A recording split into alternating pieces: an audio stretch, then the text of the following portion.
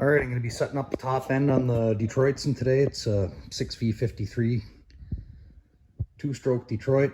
A few fellas were asking about the process. So also asking about just the engine in general. So as a quick rundown, here's one of the old cylinder liners. You can see the intake ports through the liner. This area of the liner is surrounded by an empty space in the block. It's called the air box. It's fed by the scavenge blower. So here's a piston.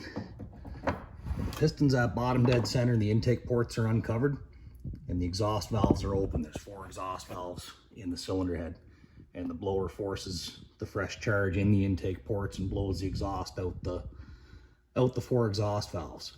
The piston comes up, compression, and your injector fires. So there's not really much in the way of timing per se on these engines. When the when the injector rocker is actuated, head over to the engine here.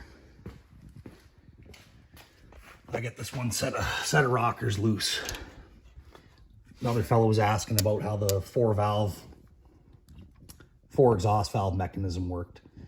So here's your exhaust valve bridge.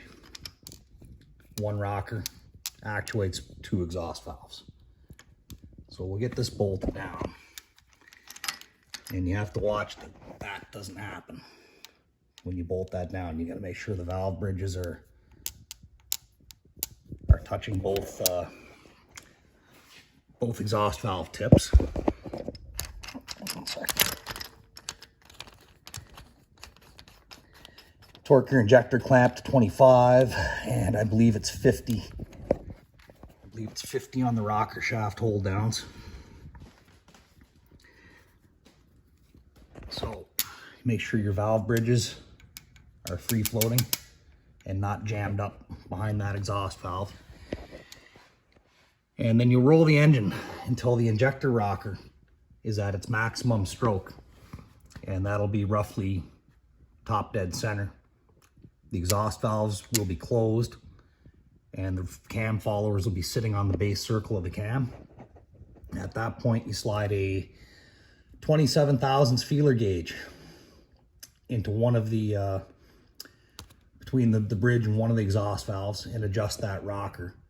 And it's that's a cold measurement. It's a go no go. 27 should be snug and a 25 should go through.